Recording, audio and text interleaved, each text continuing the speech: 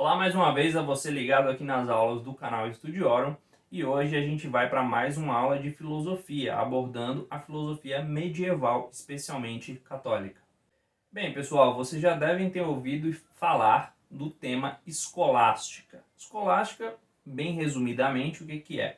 É um período da filosofia que se desenvolve ali na Idade Média, mais ou menos entre o século XI e o século XIV, onde você tem monges ou pessoas que estão ali no clero católico, que eles vão se dedicar ao estudo das ciências ou do legado greco-romano, ou melhor dizendo, dos autores greco-romanos, para então produzir uma filosofia que não fugisse dos dogmas religiosos da igreja, ok? Então é um estudo, digamos que filosófico e científico, porém sempre respeitando os limites dos dogmas da igreja. E até além disso, na verdade, esse conhecimento que era produzido era para reafirmar esses dogmas. Um dos primeiros nomes que a gente pode destacar e que vai ser muito importante na história da filosofia medieval é o nome de Santo Alberto Magno. Então, hoje a aula vai ser sobre ele, ok? A gente não sabe exatamente qual foi o ano de nascimento dele, mas ele morreu em 1280, o que nos coloca aí, digamos, numa aproximação que ele poderia ter nascido ali na virada do século XI para o século XIII, né? Então aqui, 1280 é século XIII, tá? Quais são as duas principais influências que vão moldar o pensamento filosófico-teológico de Santo Alberto Magno? Bem, essas duas grandes influências vão ser Santo Agostinho e Aristóteles. Por que eu coloquei aqui bem separado, né? O que seria a teologia agostiniana e a filosofia de Aristóteles? Porque dentro da tradição medieval dos primeiros séculos, os filósofos gregos, eles não eram necessariamente estudados visando os seus conteúdos, ou seja, não era o conteúdo do filósofo que era necessariamente estudado. O que se usava eram categorias filosóficas, mas sem necessariamente adentrar no conteúdo. Então se negava os conteúdos filosóficos dos gregos, isso dentro do mundo cristão, né? Estou falando dentro do mundo que foi cristianizado ali pela Igreja Católica, e aí se pegava apenas algumas ferramentas intelectuais, alguns pressupostos intelectuais para poder defender a fé cristã, ok? Mas mantendo uma separação clara. Santo Alberto Magno ele vai ser um dos primeiros dentro desse movimento da escolástica que vai ter essa tônica, né, de trazer um pouco mais para perto a filosofia grega. Ele vai ser um dos primeiros a considerar Aristóteles em seu conteúdo como sendo algo que deveria ser absorvido, tá? Então, Santo Alberto Magno vai exaltar a necessidade do conteúdo aristotélico, não só do modo de filosofar aristotélico grego, não, mas os resultados produzidos também por Aristóteles, tá? Porém, ele vai fazer aqui uma separação entre o que está no campo da filosofia, no qual Aristóteles é mestre, então aqui seria a filosofia, e o que está no campo da teologia, no qual Santo Agostinho é mestre, ok? Então ele vai fazer essa distinção muito clara. Santo Agostinho, por sua vez, ele não usa, por exemplo, a filosofia aristotélica, tá? Ele se afasta muito da filosofia aristotélica. Ele está dentro do ambiente propriamente teológico, no ambiente doutrinário e místico da tradição cristã. Então, aqui nós temos dois mestres e duas áreas que estavam apartadas. E aí Santo Alberto Magno vai dizer que elas devem andar juntas. Porém, ao dizer que elas devem andar juntas, ele não estava dizendo que elas deveriam se confundir, que elas deveriam ser uma coisa só. Ele estava dizendo que deveria se ter claro a noção de qual eram essas diferenças, de qual eram essas distinções, né, entre uma coisa e outra, porém que as duas podem ser aproveitadas, tá? Na teologia, Santo Alberto Magno vai dizer que o homem ele alcança uma razão superior, tá? Então ele vai usar o termo razão superior para lidar com a teologia enquanto conhecimento. Por que ele fala de uma razão superior? Porque ele vai dizer que existem verdades que a razão inferior do homem não é capaz de atingir, não é capaz de chegar. E essas verdades, elas só foram conhecidas do homem quando Deus as revelou para o homem.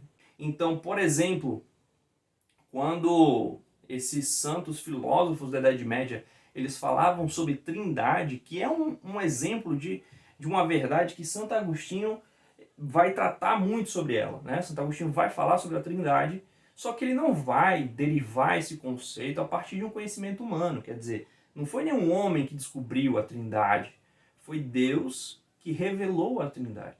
Então São Roberto Magno vai dizer, olha, aqui nós temos uma razão que vai além do que o ser humano naturalmente consegue. Então aqui você tem uma dinâmica da natureza e aqui uma dinâmica da experiência religiosa, mística, uma experiência transcendental, que alcança verdades que não seriam alcançáveis pelos meios naturais. Ok? Ele vai dizer que essa razão superior, ela não é apenas intelectual. Ele vai dizer que essa razão superior, ela também envolve os afetos do homem. Ou seja, quando você conhece as verdades da fé, você não se envolve apenas intelectualmente, mas você se envolve afetivamente.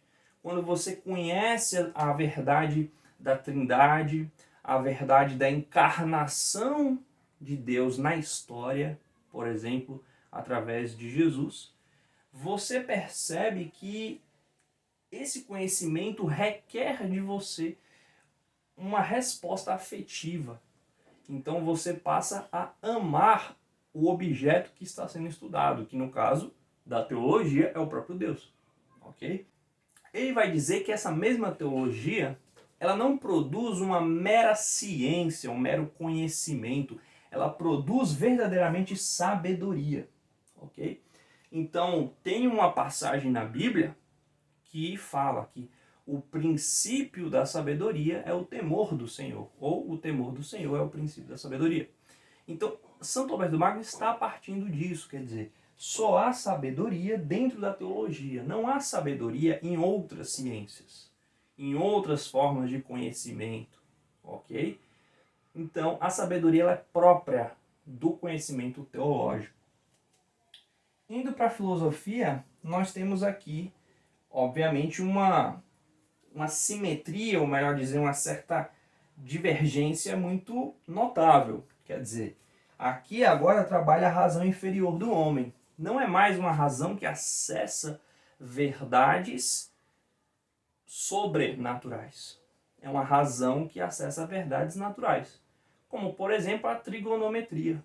Então, se o homem consegue, ele é capaz de desenhar um triângulo e perceber quais são os ângulos do triângulo. Então você vai identificar um triângulo, você vai dizer, se ele é um triângulo retângulo, se ele é um triângulo isósceles, escaleno, tudo isso está dentro da razão inferior. Quer dizer, o ser humano é um conhecimento acessível ao ser humano, que basta algum esforço ali, alguma dedicação, e qualquer ser humano é capaz de chegar a esse conhecimento sem a necessidade de uma intervenção sobrenatural, sem a necessidade de um Deus e nem nada do tipo. Ok? Essa filosofia que é acessada e que é produzida através de uma razão inferior, São Roberto Magno vai dizer que ela possui uma natureza teorética. Tá? Então, o que seria teorético? Seria que trabalha com teoremas. Então, por exemplo, teorema de Pitágoras, teorema de Euler, teorema de... enfim. Então a gente está tratando de concepções matemáticas, concepções físicas, concepções de relações entre proporção, essas coisas. Então a gente está tratando de um conhecimento que depende muito do intelecto, mas não envolve a dimensão afetiva do ser humano, não envolve o espírito humano, ok? Por isso que essa filosofia, Santo Alberto vai dizer que ela não é capaz de produzir sabedoria, mas ela é capaz de produzir ciência. Vamos para um exemplo. Santo Alberto Magno vai dizer que os filósofos, o próprio Aristóteles, inclusive, que ele tanto admirava, nunca foram capazes de chegar ao conhecimento da criação. Ok? Então, quando a gente se debruça sobre os filósofos e quando os filósofos vão falar sobre a origem do universo, a única coisa que os filósofos são capazes de dizer é que o universo não é capaz de ter se autocriado. Isso é uma proposição filosófica.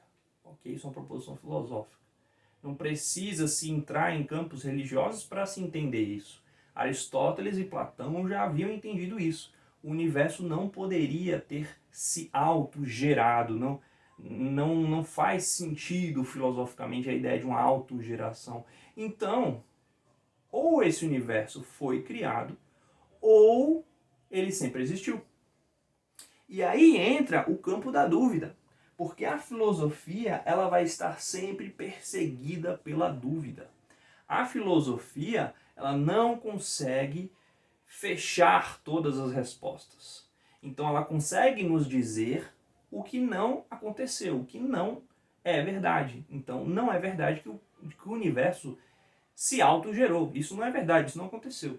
Mas ela não consegue dizer o que de fato aconteceu. Será que o que aconteceu foi uma geração a partir de um agente externo, ou seja, uma criação, que é o que a verdade da teologia afirma, ou será que esse universo sempre existiu?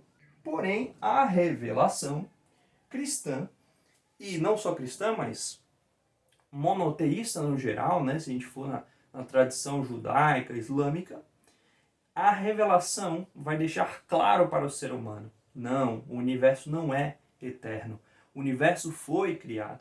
Então há muito clara a origem do universo. Então, para o religioso, não é um grande problema saber de onde viemos. Ele sabe afirmar isso, porque ele sabe que existe uma criação.